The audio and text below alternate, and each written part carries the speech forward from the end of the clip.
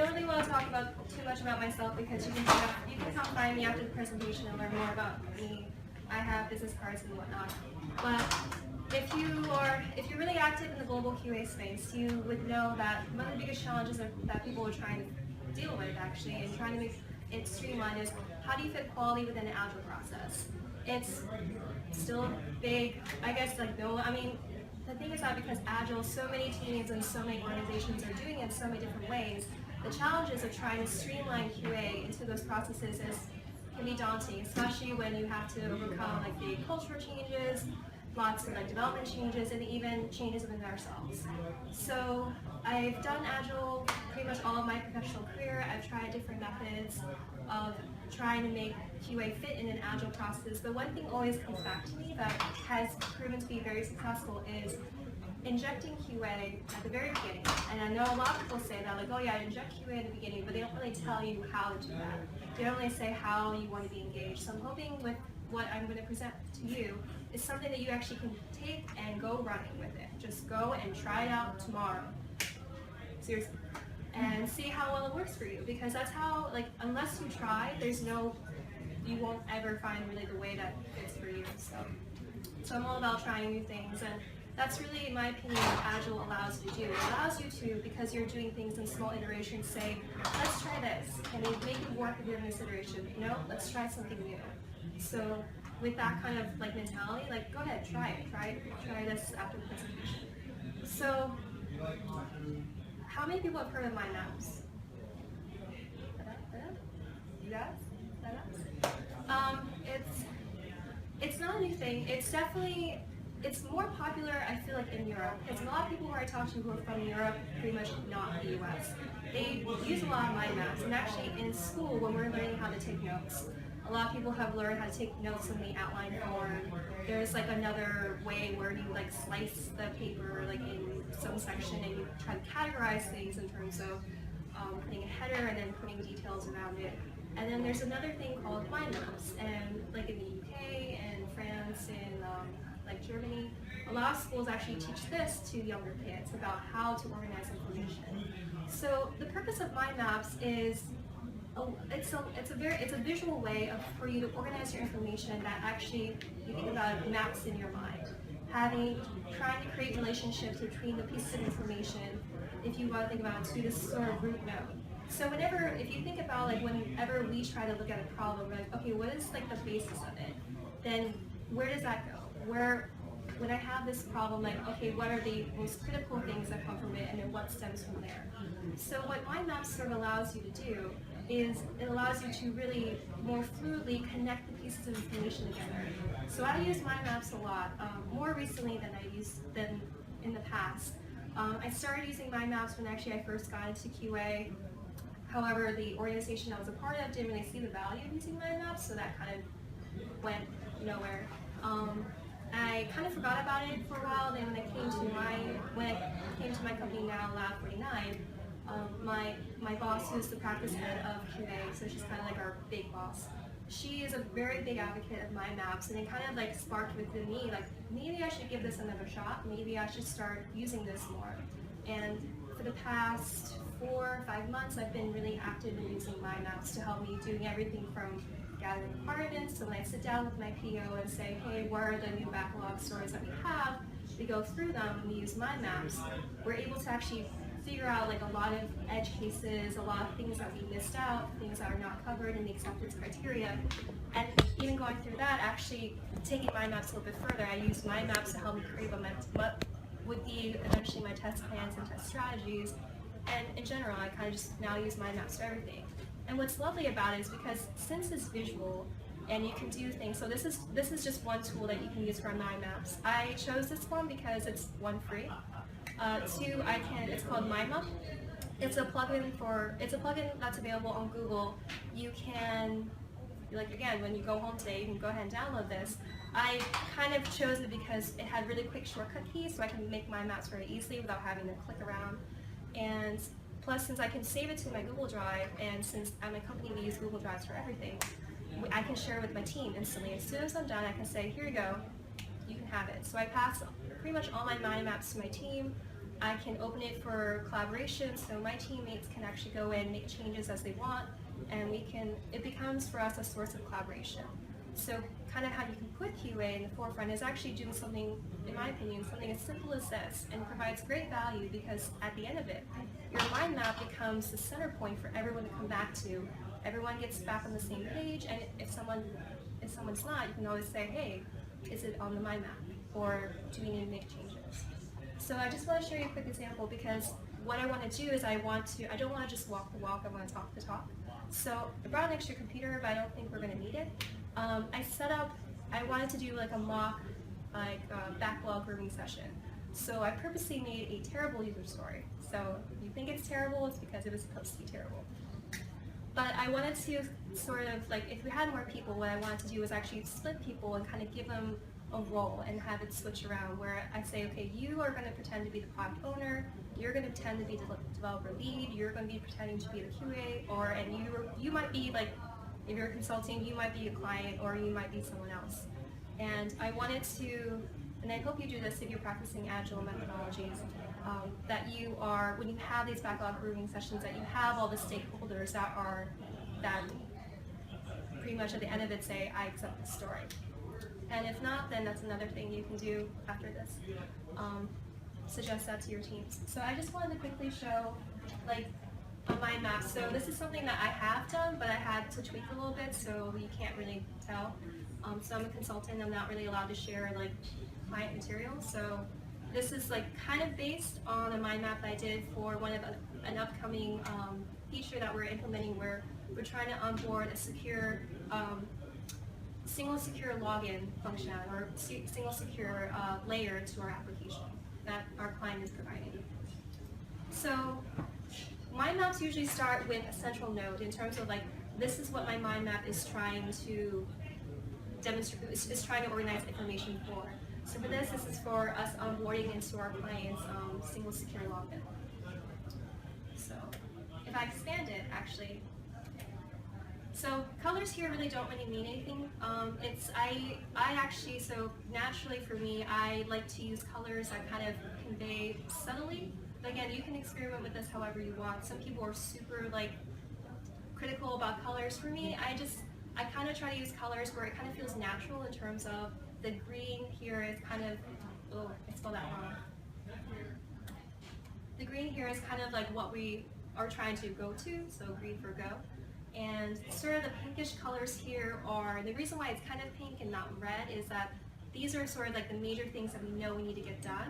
And they're kind of pink because we know they're critical, but they are not fully formed yet. Like this is what we have now. It's not, we have some things in there that we know are kind of risky and we're not quite comfortable that we're fully there yet. So that's why they're a little bit pinkish red. So, but if you think about it, the way that this is going, so the central node in terms of like, this is what we're trying to demonstrate. And then for here, it's kind of like the bigger pieces of information, the really critical pieces of information. So one is actually describing like, how does this workflow actually work? Like once we have this single secure login, like what do you do? Like how does it actually work? And then these are the main things that we figure like when we onboard, these are topics of discussion that we really need to go into. So then you can keep expanding. So for here, we can expand in terms of like, what are sort of the expected flow. So you can, so the essence, so in this sort of like node or branch, and that's what they call them, this is a node and it's branching off somewhere. Kind of outlining exactly what happens when a user is actually using the single secure login. And again, if I expand this, I can see, okay, so when we onboard to the single secure, we know we have a point of contact, Santa Claus, because hopefully he'll give us what we want. We know we have some things about setting up the infrastructure. We know we have to do about setting up roles. So when we have a single secure login, we know we need to assign certain roles. Like, so why are we doing this? It's because we need to have certain permissions designated to certain users. What does that actually mean to onboard? So we can expand this a little bit out. So then here you can see like it keeps, so from this like we keep adding branches and we keep adding nodes to help sort of go more granular. So again, like if you want to think about a mind map, it's kind of more like a mind tree where you have this roots and then you're building branches and from there sub-branches. And these little pieces up here are kind of like the leaves of like the very more minute details of what will eventually go into our onboarding. So in terms of set infrastructure, like for us as a team, we know when we do this, we have to have an additional proxy server somewhere. And that's actually what's going to help us enable our SSL, all that fun stuff. So SSL, which means we're going to use HTTPS for this. What else? Other things. But in general, what the idea is, I guess here, like, so when I know something actually is really, really bad, I usually try to use a bold color, like a red or red, mostly. So that way we can say like things about caution. We actually had to see whether or not, we actually probably need to go and check out all the sort of APIs that our UI is using and determining whether or not we really need to have protection over them, or if it's okay if it doesn't have protection. Maybe there's like stuff there that it might be overkill to have over HTTPS. But that's kind of telling us that we need to go through and really think about all the REST APIs that we have. And again, it's kind of an opportunity for us to know whether or not we want to do some cleanup. But yeah, that's pretty much, so that's pretty much what the mind map is. When you want to add things to it, you can definitely, what I like about this tool in particular is that it's just really fast to like add information, and also it's really easy to also just reorganize. So a lot of the times, like your mind map won't look perfect like this. I like to think mine's perfect. I know it's not perfect, but what's really nice about using a tool like this for mind map, obviously you can use with pencil and paper if you want, but again, what's nice about it is that you can, reorganize. So maybe this actually probably will go underneath this node, which you should do it.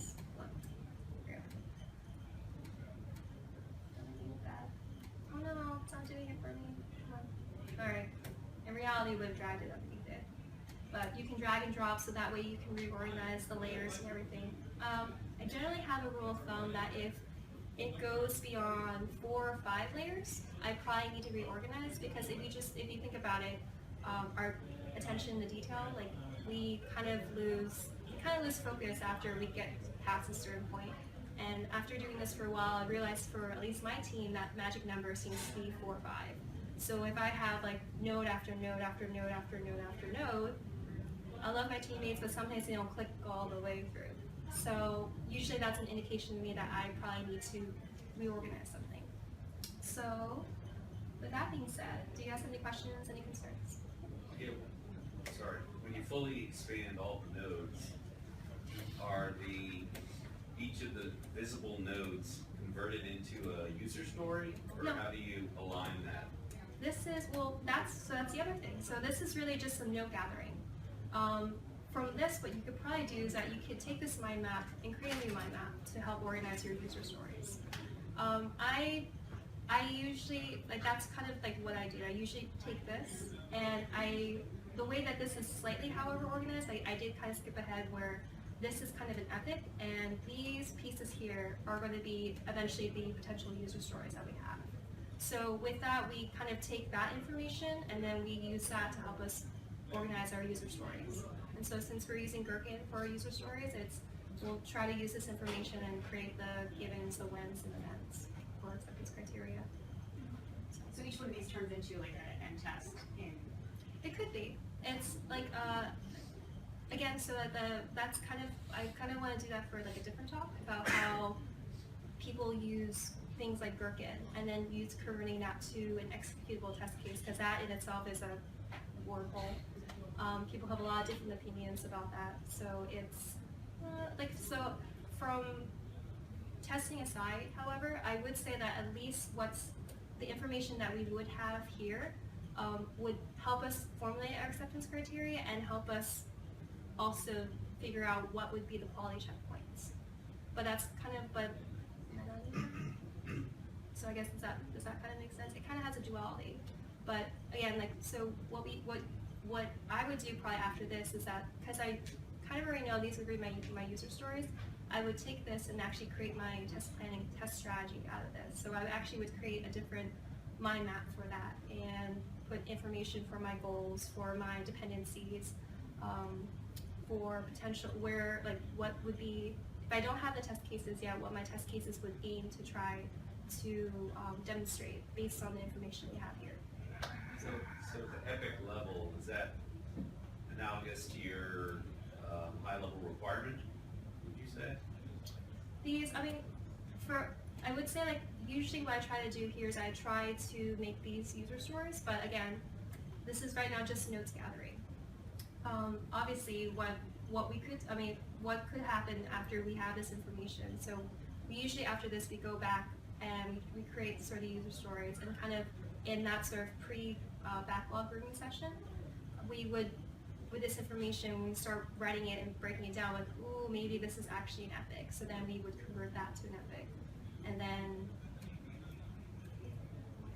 like, for example, like this onboard to SSL, like, as you can probably see, because, and what's nice is because since it's a visualization, you implicitly sort of feel the weight of the work that's implied. So like this onboard SSL might not be a user story, because as you can see in terms of like what would you need to do set up infrastructure, set up roles, actually physically doing the onboarding, this would probably in itself be an epic. So this is a super epic, this is an epic, and then these would probably be user stories. So does MindMap help you with like that kind of sizing? Like if it's an epic and we're not, like I see the coloring, but does MindMap have a functionality that allows you to like do something else to flag it? Like, you know, as you organize your thoughts, like you know this is an epic just cause, but does it help you do that? Well, again, I mean, this is just my personal note taking. Like you can do this however you want. Like if you are confident in terms, so I probably should have shown it in stages, because my original mind map for this did not look anything like this. It was, everything was everywhere, and I felt bad because my teammates were like, this is really hard to read. I'm like, good point, I will go ahead and reorganize it. But yeah, I mean, you can definitely, like, you can use it however you want, really. It's really to help you visualize and help you make a lot of the, it doesn't probably feel like it, but you really are making the connections in your own mind about how everything fits together.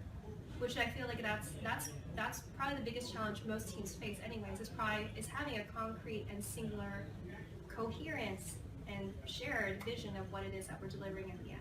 So with this, like I've realized doing more of this with my team, we've slowly actually started to become a lot more in sync with each other in terms of our thinking. So that's for me the big one. So I actually don't, does anyone know of any other like Jira? I know Jira doesn't do this. Jira is like a sticky note kind of presentation of stories. Well, that's like, so I wouldn't want to confuse that with Scrum and like Kanban. So this is really just for like gathering your thoughts and organizing it. You definitely, like after this, you definitely could create another mind map, which then you could probably transfer. I mean, so there's a lot of actually tools where you can actually export your mind maps into XML, and if you're super fancy, you could probably transfer that XML directly into user stories for Jira. You could probably create a little parser that takes your XML and yeah, because I really like the organization, and I'm like just wondering why I've never seen some automated way, or some out of all the popular tools, right? Because it seems we could make one.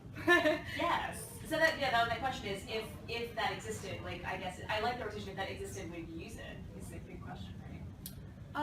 You might be ahead of the game, because I don't think I've heard about that, and maybe we should get together, make a tool, and make lots of money. Oh, that's true. We can do that. So there's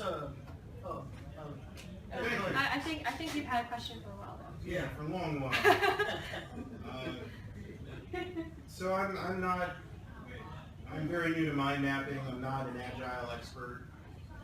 But the one thing that strikes me is when you talked about sharing these notes with your team, and you also said that, this is not Scrum, it's not Kanban, display of project tasks and stuff.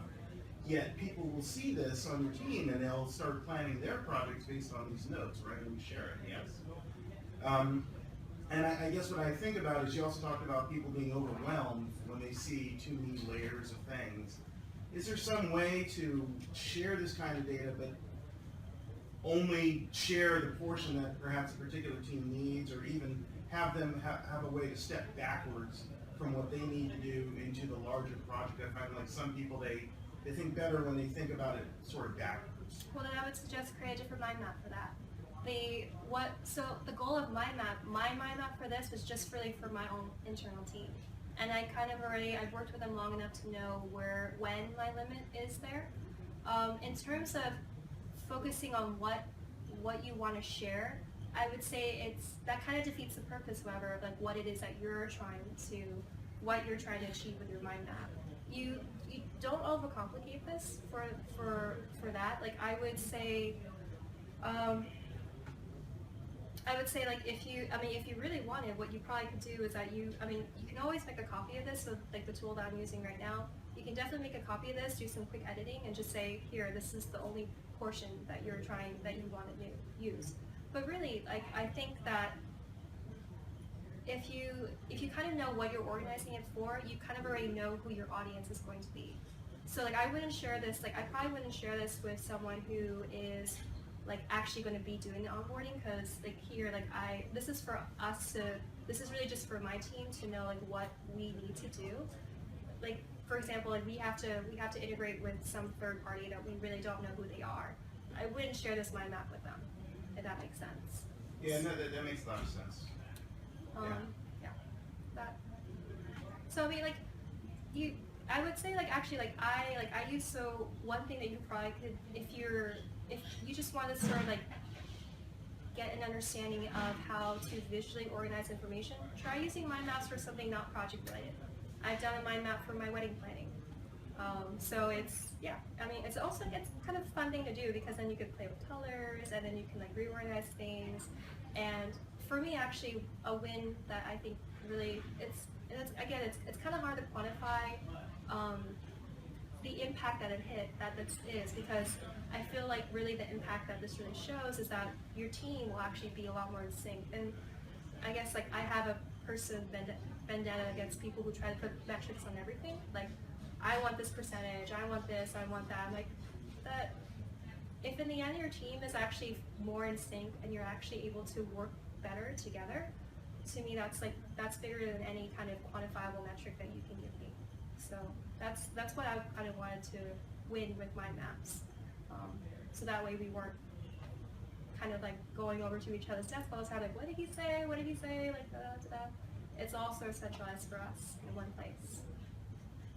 Sorry, did you? Oh. No, you're first. All right. So I'll take my like company, 3 more questions, because I want to do this hands-on stuff. So my company, we used Trello boards.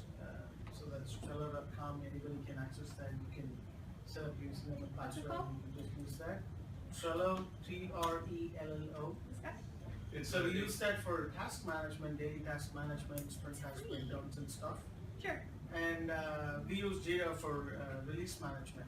And then now, I mean, we decided, the information in Trello is not very secure. It's in a public network. So now we, a lot of people did a lot of research and they figured out there's a tool out there. It's called as AHA, AHA.io. Like aha?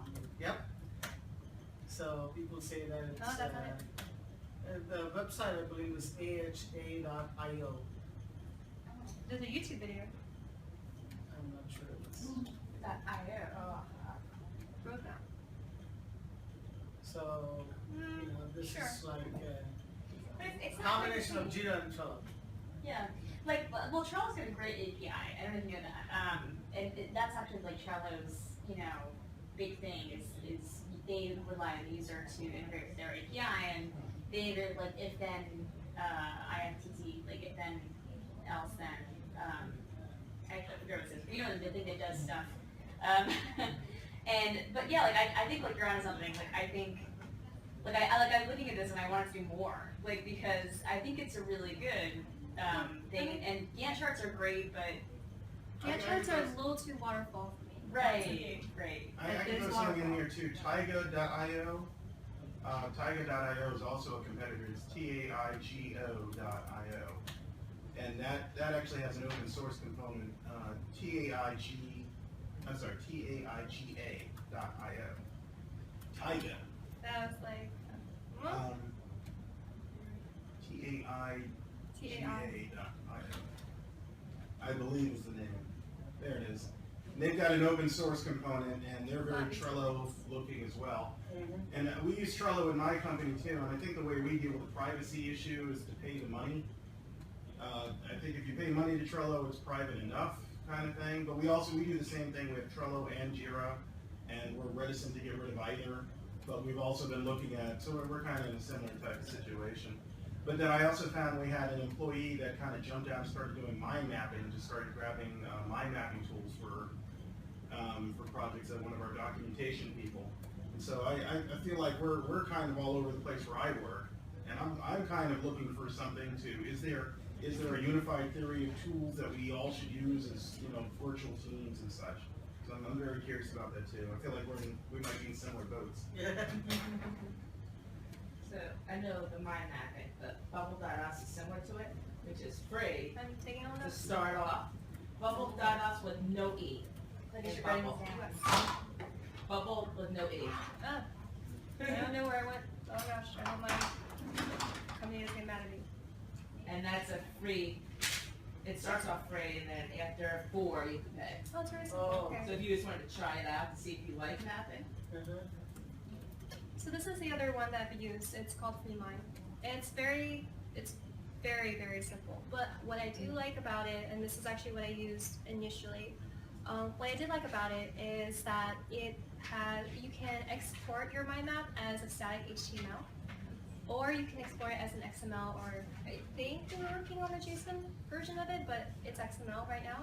And like I said, you actually can take that XML, and because it's XML, you can do whatever you want with it. You can create a parser, maybe import it, make some sort of fancy JavaScript around it, and if you're using Jira, all the plugins are JavaScript based. Also has an API. So if you make that product, let me know, and we can I'll toss in real quick the one time that we used mind mapping software where I work. The biggest criteria in picking the tool was about import-export. Like, because there were notes in other places that we wanted to import into mind mapping, and so that helped basically force which tools we were going to look at for mind mapping. I would caution, so the only thing I would caution with mind map is don't overuse it. Don't try to fit it into a scenario where it just doesn't kind of make sense.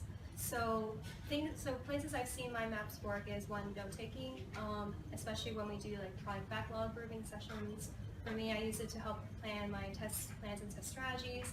Another way I actually see mind maps work very cleverly is actually, so we use Cucumber for all our automation tests, and we take the JSON report. So I've done this previously. So that company that I worked for initially, where we were using mind maps, and then it goes, no.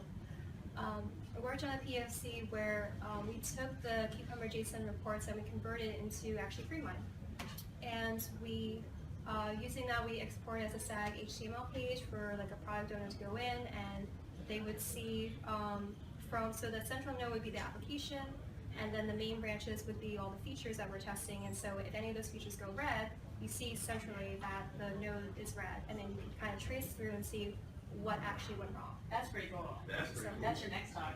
It's like, Well, I have to build it again for my company, so I got pulled in for that. Yeah, I said, oh, I've done that. Like, okay, you'll do it again. I'm like, oh. yeah, it's really cool.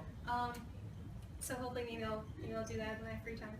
But another place I would say not to use mind maps is where you're if you're trying to make like quantified metrics out of it, if you're trying to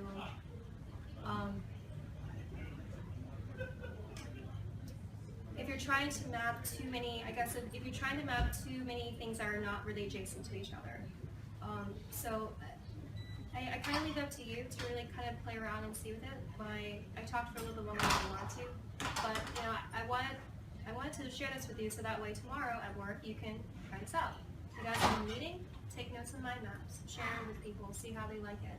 And the more people start buying into this, I feel like in terms of not just mind maps in general, but actually just figure a way to, earlier in your process, identify the relational gaps. And that's really what I think mind maps really strength is that it helps you identify gaps between what you're actually trying to do in iterations. So then the impact that QA actually has is that you could be the one actually making these mind maps, kind of like what I'm doing right now. Get your product owners feedback on it, get your development team's feedback, get the other QA engineers' feedback, and then hopefully together your minds will somehow kind of morph into one, and then together you will power through your iteration with success. So, but that's kind of kind of all I had to, so that's kind of all my presentation. I don't know how much time we have left to, because I know we have another presentation. I think if we could, if I don't understand, you can't stay. But I will, so, you know, I would say stick around and buy Cynthia a drink at the bar if you want to pick her mind, but she can't stay. But we are doing another meetup after, I forget what day, I'm sorry, I have to publish your meetup. We are doing another meetup at Lab 49, that Cynthia is hosting us, so Lab 49 will be our host, and that I'll put on the docket. And at that time, if you have more questions, you should probably visit Cynthia in her native habitat at Lab 49. And DuPont Circle, we have lots of restaurants near us and things like that. We don't have this awesome view. You can kind of see Georgetown if you like peek your head like way out this way. But so I guess if there's time left, if anyone wants to stick around, we could probably do the hands-on really quickly, because I don't want to take time away from the next presentation. So, if you guys want to, no pressure.